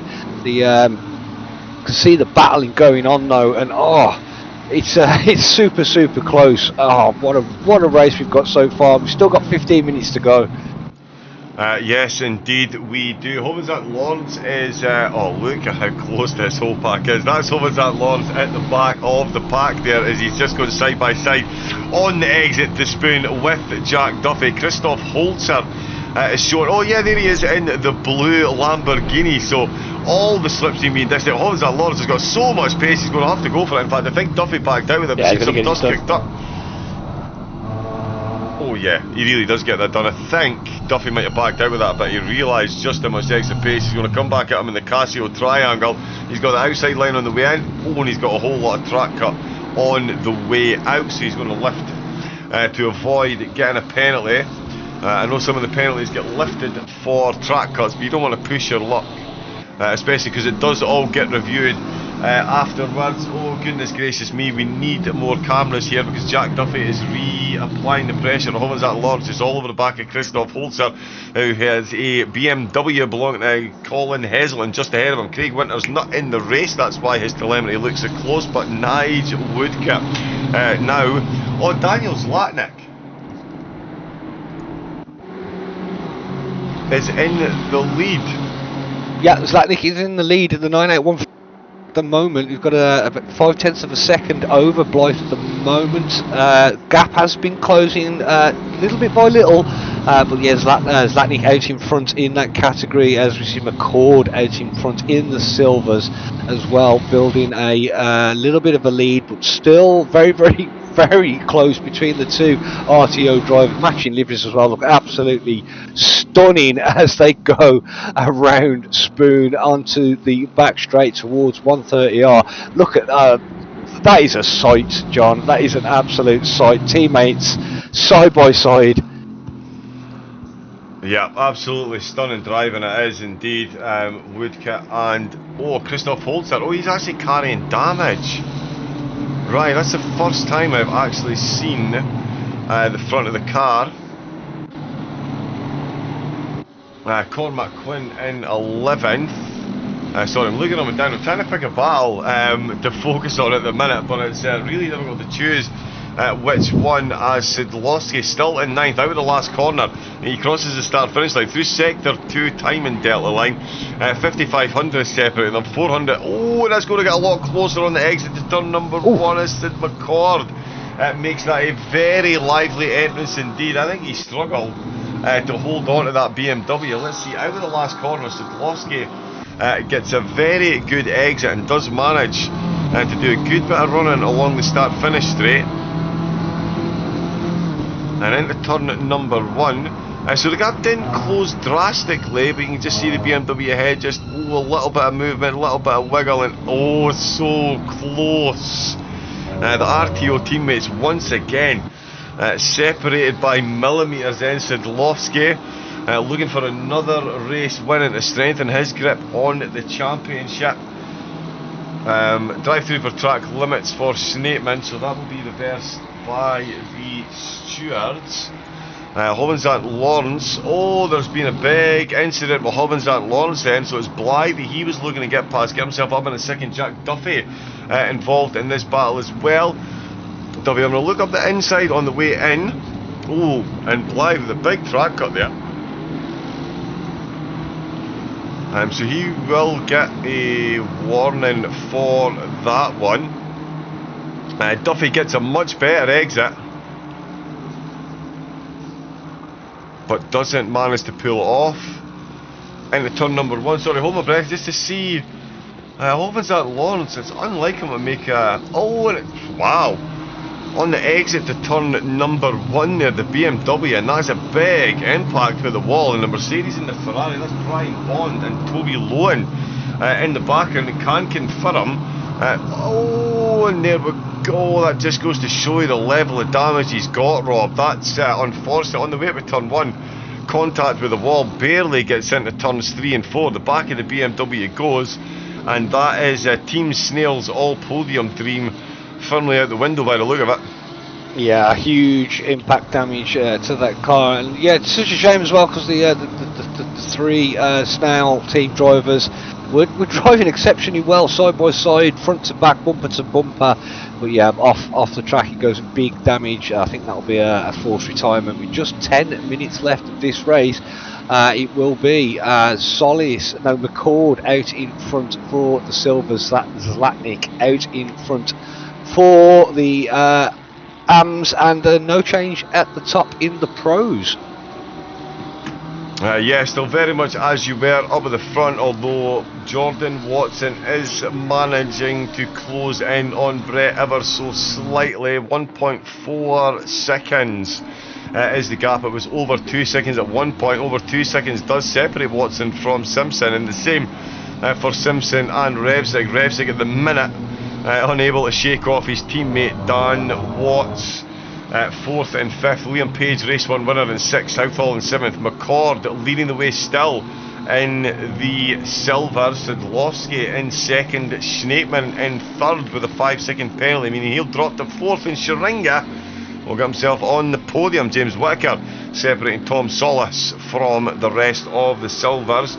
Daniel bringing home the arms and getting promoted to the silvers next season. Zlatnik is once again leading the way in the arms. It's been an unbelievable display all season from the Ferrari driver, and he's putting in another world-class effort here. Christoph Holzer in the silvers, just behind him carrying a lot of damage, as we can see on that Lambo. Nice Woodcut in 2nd place. The Team Snail 1-2 still very much on the cards, as Woodcut looking to bring the Aston Martin home in prompt order. Colin Hessel, and I'm sure we'll have something to say about that if he can. Looking for back-to-back podiums once again.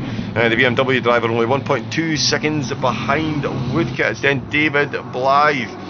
Started the race in 1st, currently running in 4th place. A definite improvement on race number 1. And then Brian Bond and Jack Duffy are closing in as well.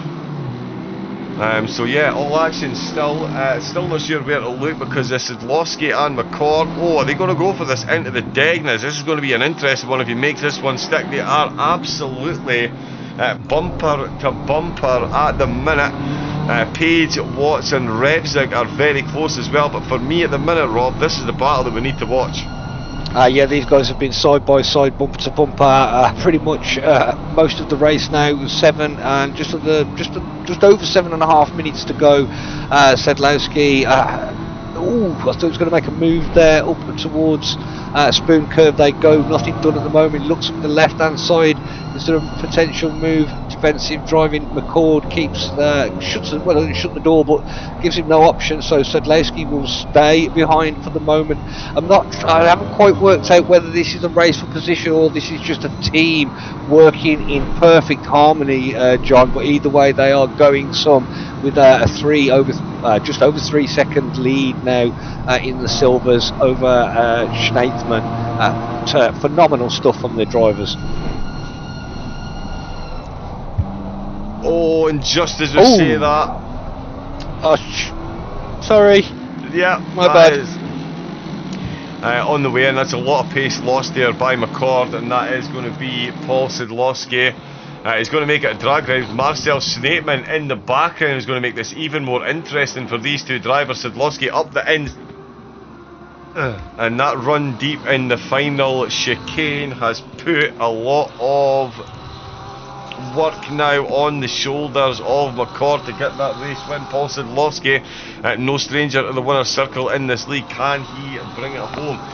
Quick update, Christoph Holzer has got his way past Daniel Zlatnik. That one not making a difference in any of the championships. I'm sure Zlatnik not putting up too much effort as the Lamborghini whizzed on past. Let's watch here as Dan Watts.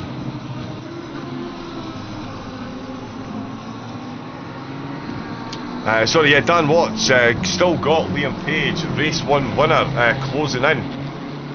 So he's trying his best to get himself back up to at least 4th position. That does look like it's going to be best he could hope for at the minute, given the pace that Brett Watson and Simpson are showing ahead. Simpson now 4.5 seconds down, so it just goes to show you the pace that those two Lambos have got, especially when we saw Page win race number 1. He's now got an RTO rolling roadblock ahead. Talking of pace, John, Watson's late race pace last race was certainly impressive. It seems to be very impressive in race number 2 as well. That gap, he's coming down little bit by little, almost down to a second now, so he's definitely gaining time on race leader Brett. And Pulse Simsport, Jordan Watson starting to pile on the pressure as those last couple of laps come in, as he did in race number 1 as well. Yep, it's coming alive again in the closing stages, and the BMW Watts really looking to bring it alive there as he runs deep into turn number 1, bringing Southall ever closer. Whitaker getting ever closer as well.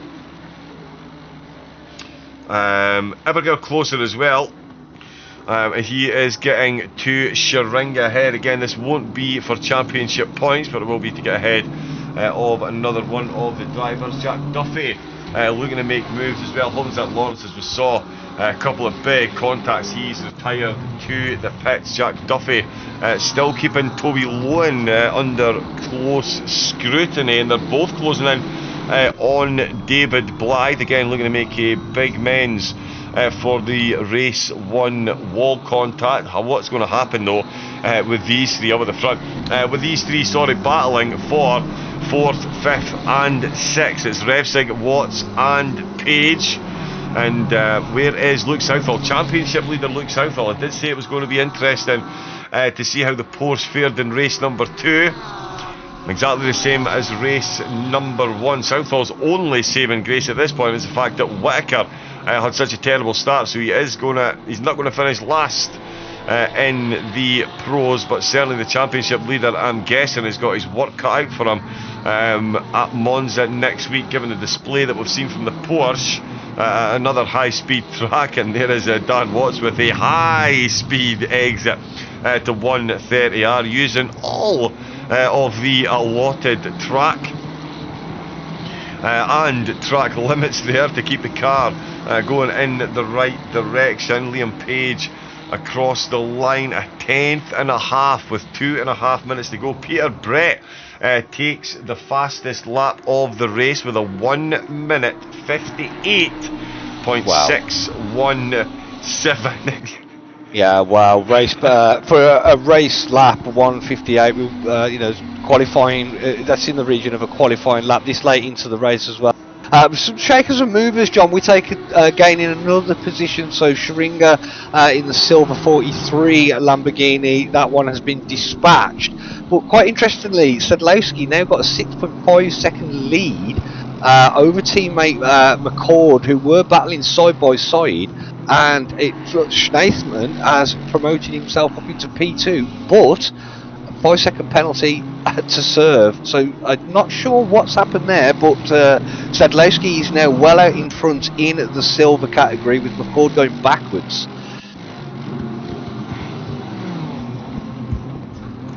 Oh yeah, so that would have been from the overtake. Sorry, yeah. So McCord just running a little bit off track. 0.6 Watson close to Brett last lap. So race engineer Linksay's got his calculator out. Reckons Watson could be within at least 0.6 of a second. It was just as I read that, I checked the overall time, and it did say it was still at 1.4. Because Jordan Watson, Peter Brett did a 1 minute 58.6. Watson did a 1 minute 58.7. Wow. Wow. So unprofessional, but I sometimes can't help myself. I've driven this track. I can't even do the club circuit in 1 minute 58, but there we go. These two absolutely can. Peter Brett and Watson in the Lambos really are dominant cars at this track, and is Elliot Simpson still hanging on to third. The leader is on the final lap, Liam Page. Oh, where's Dan Watts? Oh, he is. Oh, he's still behind Watts, so there we go. There is Peter Brett. Let's check down with Daniel Zlatnik. He is still very much the ARM leader. Christoph Holzer has been re-overtaken with a damaged nice Woodkit. Is looking to make it a 1-2 for Team Snell, and Heselin looking for back-to-back podiums. Once again, it's definitely on the cards. And Paul Sidlowski, I think this all but seals the championship for him. There's a big battle going on, John, between it looks like Blythe, Lowen and Duffy down in the AMS. The bumper to bumper coming towards the end of the lap with only 19 seconds to go. I think we will get one more. Where is the leader? Will we get one more racing lap? So these drivers will get another lap. Yeah, the race leader is behind them, but these drivers will get another lap because they are able to start. Oh, look how close he's got there. That is absolute front splitter to rear diffuser there. Never mind bumper to bumper. His front splitter, I need to get the splitter cam, I'm sorry Linksay. His front splitter really was underneath that rear diffuser there, so it is a three-way battle in the Armslow battle for Zlatnik up at the front. The race leader Peter Brett is on the back stretch. He's coming towards 130R. Jordan Watson, how good was Linksay's car? 1.3. 59.3 for Brett's last lap, 59.2, but Peter Brett, phenomenal display. Started in second place, got himself up into first, and absolutely has not looked back. Liam Page is still hanging on the back of the RTO boys, but let's see Peter Brett take that checker flag. Congratulations, it's going to make this an interesting one going into Monza, that is for sure. Jordan Watson brings home second. Elliot Simpson, another podium for the Velocity Esports driver, and Revzig leads home the two RTO BMWs. Dan Watts bringing home 5th place in the silver. All hail, all conquering Paul Sidlowski. Paul in the pros next season. Sidlowski in the BMW, making it an RTO 1, 2, 3 on the podium, with Marcel Snapeman in second and Ryan McCord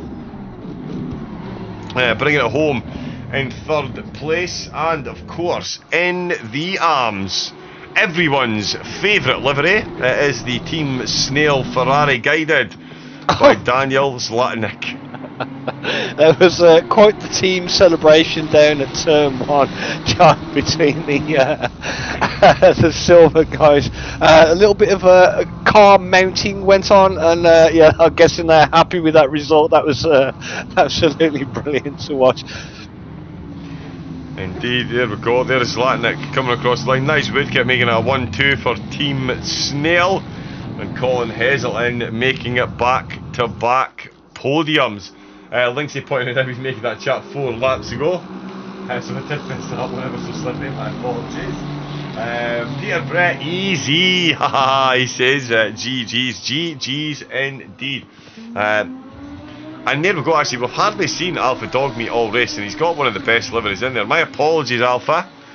Great racing, though, he's going to be the last driver across the line to round this one out. What a race this has been. Oh, and I should have realised that this is going to cause problems when I do that. Let me just grab this, and this, and this, and this, and we will bring up the results. Race number 2, round number 7. There's only one to go. No! Zlatnik, Woodcote and Heselton rounding out the podium. Lowen in 4th, Duffy in 5th, Bond in 6th, Bly 7th, Dogmeat in 8th, Hovensant, Lawrence and Winter both retiring in the silvers. Sidlowski in 1st, McCord and Schneepman 2nd and 3rd, Syringa in 4th, Solis in 5th, Holzer in 6th, Quinn and Cooper retiring. And in the pros, it's a Lambo 1-2 and fastest lap for Peter Brett as well, up at the front, 1.3 seconds ahead of Jordan Watson. What a battle they're going to have at Monza. Simpson rounding out the podium, and then it's an RTO2 with Revsing and Watts finishing ahead of Liam Pay's championship leader in the pros, Luke Southall, finishing in 7th position. What a race that was, Rob. Yeah, a little bit lost for words. Unbelievable racing in all three categories, up and down the grid. Plenty of battles, plenty of action, plenty of overtakes, and plenty of excitement up here in the commentary box, John. Brilliant stuff. It really was. The RTO Season 6 sponsored by Luke Addison Racing, a platform where you can develop further as a sim racer in Assetto Corsa Competizione through setups and coaching. Luke Addison-racing.com. Get yourself over there. A little progress each day adds up to big results. So get yourself some setups, or get yourself indeed some coaching. Absolutely cannot recommend the services Luke provides strongly enough. Much like Linksy himself, get yourself into the RTO Discord, get involved with the racing. There's more special events coming up. Season 2 is planned for a bit further down the line, but plans are already underway, so make sure you get yourself involved. Please do hit the subscribe button on YouTube. It's free. Hit the bell, get notifications, get yourself back for all the live broadcasts and reruns, and as well, of course, get yourself on to Linksy's Twitch page. Live coaching and racing from one of the quickest and best on the planet. I guarantee you, you will not be disappointed. Much like the racing tonight, yeah, absolutely blown away again. Yeah, just incredible stuff. We've seen it absolutely all season long. The back catalogue is on YouTube. Please go back, give it a watch. You will not be disappointed. I guarantee it. And we've got Monza still to come. And of course, we have...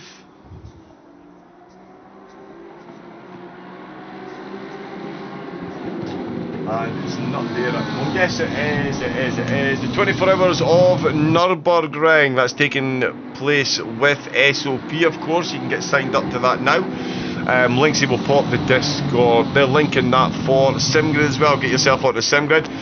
Follow SOP on there and join their Discord. And RTO, give them a follow on SimGrid and jump in their Discord and sign up to the 24-hour race that's taking place 4th and 5th of November. Multi-class GT3 and GT4.